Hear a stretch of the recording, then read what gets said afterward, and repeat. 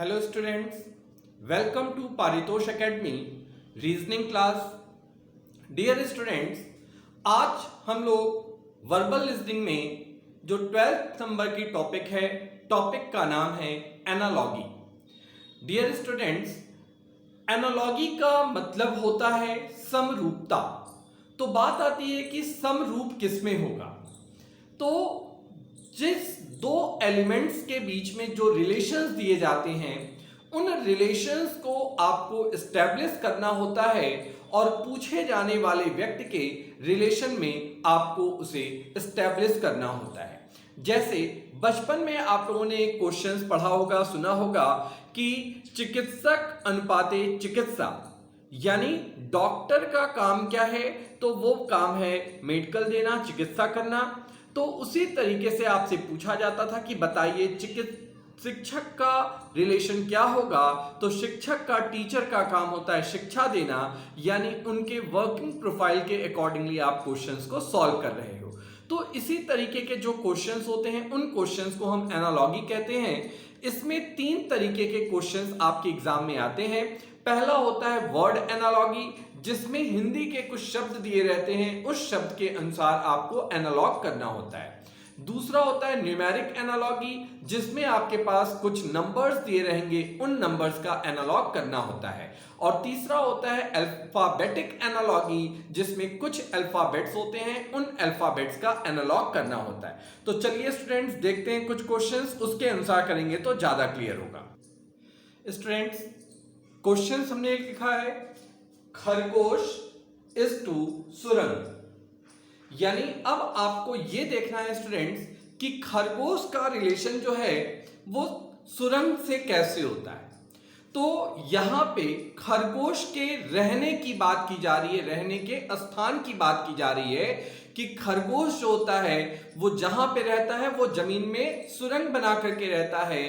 तो उसी तरीके से आपसे क्वेश्चन पूछा जा रहा है कि बताइए उल्लू कहां रहता है।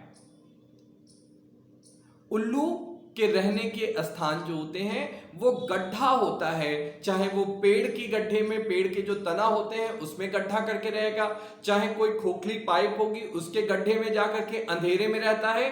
तो इस वजह से यहां पे जो आंसर होगा वो होगा गड्ढा।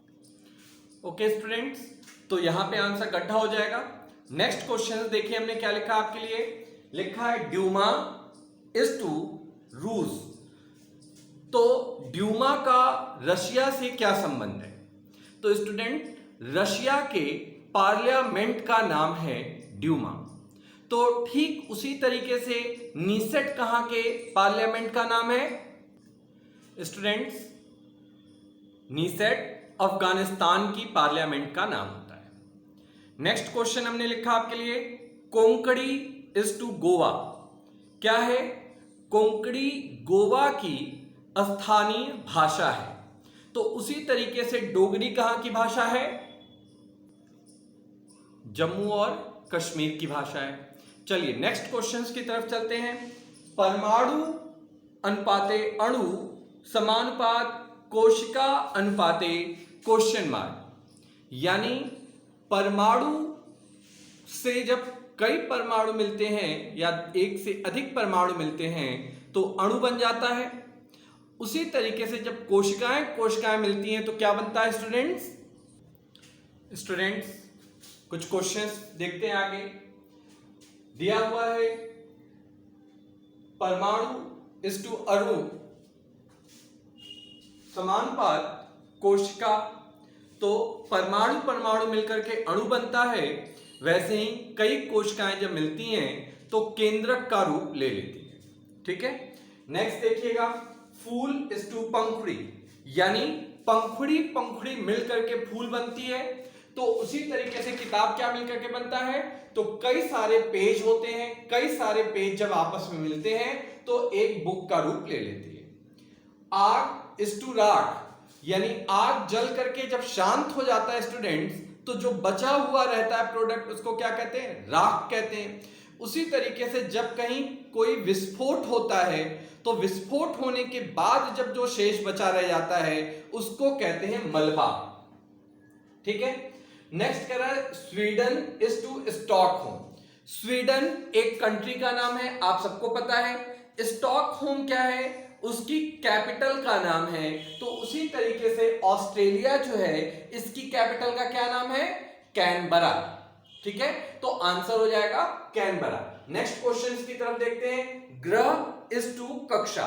ग्रह जो होते हैं अपने, वो कहां चलते हैं स्टूडेंट्स, अपने अपने कक्षाओं में चलते हैं, ऑर्बिट में चलते हैं। उसी तरीके से प्रक्षेप्य, प्रक्षेप्य क्या होता है, रॉकेट को कहते हैं। ठीक है, तो जो रॉकेट होता है वो कहां चलता है, अपने गोलीय कक्षाओं में चलता है। तो प्रक्षेप्य का हो जाएगा, आकाशगंगा नहीं होगा स्टूडेंट, यहां हो जाएगा गोलीय कक्षा हो जाएगा। नेक्स्ट देखते हैं स्टूडेंट्स, नेक्स्ट कह रहा है EJOT। देखिए यहां अल्फाबेट्स का आ गया, अभी तक तो वर्ड्स का हो गया था, शब्दों का हो गया था। अब देखिए आपके पास अल्फाबेट्स आ गए।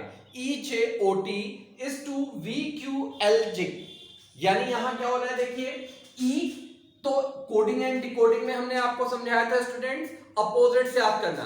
तो E का अपोजिट होता है V, J का अपोजिट Q, O का अपोजिट L, T का अपोजिट G।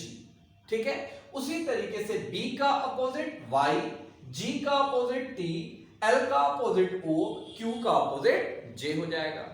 कोई कंफ्यूजन स्टूडेंट्स, आपका निकल गया एनालॉजी। नेक्स्ट देखिए AZBY, यहां देखिए पेयरिंग कर लिया, पहले तो अल्फाबेट लास्ट में चले गए और लास्ट वाले पहले की तरफ आ गए यहां पे। तो BXCW में लास्ट का दोनों CW जो है वो आगे आ जाएगा और पहला वाला दोनों बाद में चला जाएगा। तो कोड हो जाएगा CXBW, CWBX, ये आपका आंसर हो जाएगा। इतनी बात क्लियर स्टूडेंट्स। तो इसके नेक्स्ट पार्ट में हम लोग जब डिस्कस करेंगे तो उसका आगे का सेक्शन डिस्कस किया जाएगा। एनालॉजी पार्ट 2, अभी तक हम लोग जो डिस्कस कर रहे थे स्टूडेंट, ये एनालॉजी पार्ट 1 था। ओके।